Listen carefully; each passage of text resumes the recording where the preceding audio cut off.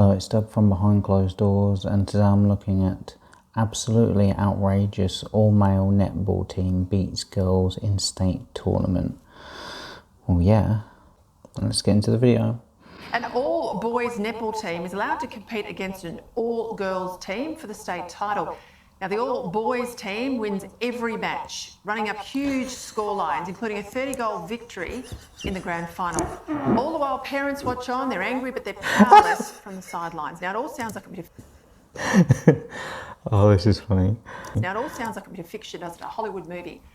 That's exactly what happened at the Queensland Netball Titles earlier this week, where the all-male Queensland Suns blitzed their all-female competitors to be crowned the Queensland Under-18 state champions. Now, it's been labelled crazy and unfair. The Netball Queensland is refusing to apologise. For her reaction, I want to bring co-founder of Save Women's Sport Australasia, Catherine Deves. Catherine, you may have been a netballer in your day. I was. I played mixed netball, but I don't know if I'd like to be in a team of women going up against a team of athletic men. Who in their right mind thought this was okay? Well, look, I was a field hockey player, but what I'd like to say is that when Netball Australia says this, I haven't got much to say to this. This is brilliant. Australia says this is all about inclusion. Who's being included here? Because it's certainly not the women and girls. They're being. How can they say that? Of course, the women and girls have been included. Like, you know, it's just that the male team won. They're being excluded. They're being expected to... What a load of rubbish. Yet again, sacrifice their sports to make sure that men and boys... Sacrifice their sports? Sacrifice their sports to make sure that men and boys feel included and men and boys feel good about themselves. Well, that's what happens when you win. You feel good about yourself. That's what competition is. That's why you have competitions. None of this makes sense. It's so funny though. I mean, it's absolutely outrageous. Why is it outrageous? You know, if you've got a feminist, you know, banging on about equality all the time, cool, play the men. That's equality. I'm not surprised that the parents are absolutely furious about this, and I am... Like, men are bigger, stronger, faster. Like the best sportsman in the world is always going to be better than the best sportswoman in the world. Even it's stuff like they shouldn't be, like chess. You know, women could be the best chess players in the world, but they tend not to be. Or race car driving, they're small and petite, and they can get, you know, they should be able to, but they just don't. Like, men just outcompete them in every single area of sports. So that's what happens when you get equality and the women get to compete with men, is that the people that are better at the sport will be predominant, and that tends to be men. I'm sure there must be some exceptions, like, I don't know, I'm just trying to think of one. Maybe marathon running? Sure that if the girls were asked privately, they would also be very unhappy with what's happening here. Well, yeah, because if you're in any team that gets beat, you're going to be unhappy about it. It's going to be unfair, isn't it? Because life is unfair. That's why people play sports. Yeah, you're referring to a statement by the Netball Queensland CEO, Catherine Clark. I'll put it up on the screen for people. She said that we stand by the decision to choose inclusion over exclusion. Let's judge the decision in 12 months' time and see how many boys and men's team we have. Because if we can't, you can't be it if you... Oh, sorry, you can't see it if you can't be it. Now, you see, men are even better at reading off the teleprompter. I've no issue if there's a male competition, but why would you have a state competition that's predominantly always been women and yeah, I know. How sexist is that? That's really sexist, isn't it? Suddenly bring the blokes in and have the blokes win the grand final 30 goals to the women's team? That doesn't seem fair to me. Is it fair to exclude the men?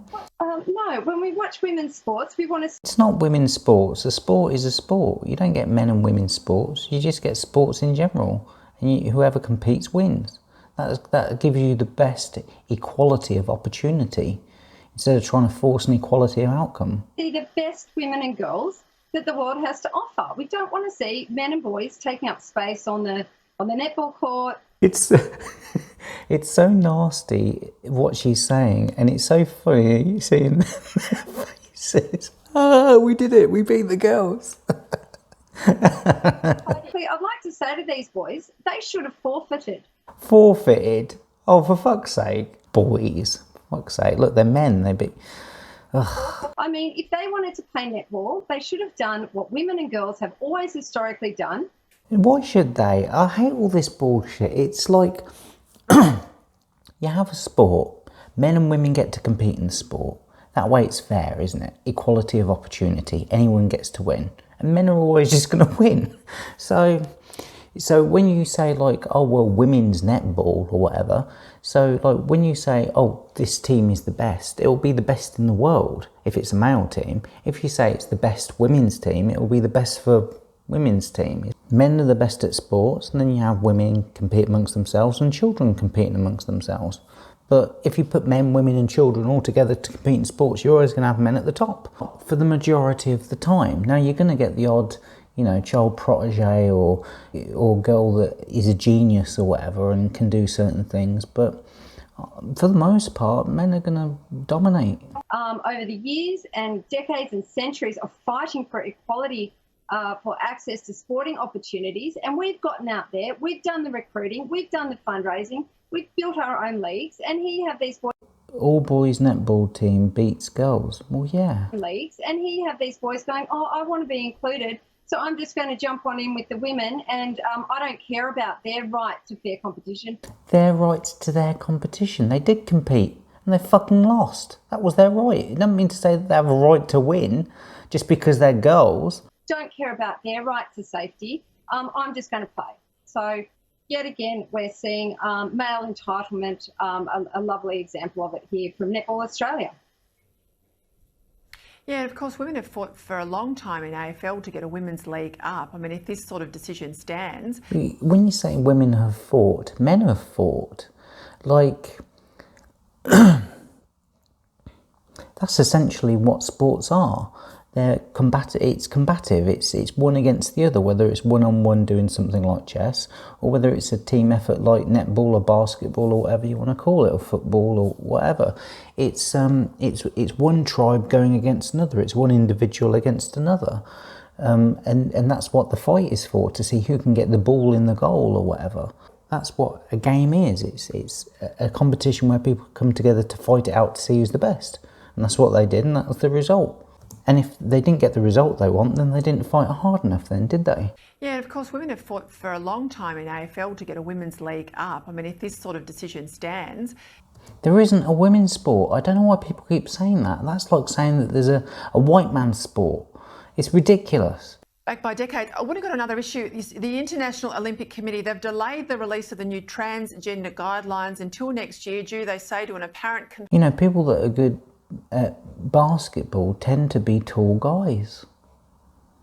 Now, you do get the odd short guy that's good at it, but they tend to be tall, don't they?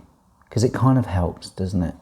So that's unfair, isn't it, for short guys? If you had a load of short men versus tall men, then you're going to struggle, aren't you? Conflicting opinion, but the IOC's Medical and Science Director, Dr. Richard Budgett, has reassured athletes that the guidelines will prioritise both inclusion and the avoidance of harm. How is it possible to do that if you're going to have biological male athletes again compete against women? Well, you can't. This whole thing's ridiculous. Well, you can't. Quite frankly, as I've said, when you have inclusion of men and boys, or men and boys with a special self-declared identity, women and girls lose out. Now, if you look at the principles of sport, fair competition, player safety and welfare and inclusion, you cannot equally balance those. And what the IOC are doing here is they're yet again going to prioritise inclusion, and they're going to put the burden of giving up fair competition and safety on women. So it's completely outrageous. And I do agree, it is outrageous. It's ridiculous. Face up to the fact that they are prioritising the inclusion of males. But that's what feminists want. And admit it, instead of pretending that they're trying to be fair to everybody, because they're not. Because feminists believe in equality. Save Women's Sport co-founder Catherine Deeds, thank you for your time. Thank you, Peter. Have a good evening. Women's sports. You wouldn't have men's sports or white people sports or black people sports. You just have sports. And those that compete and win deserve to win. And those that don't win, don't win. That was funny.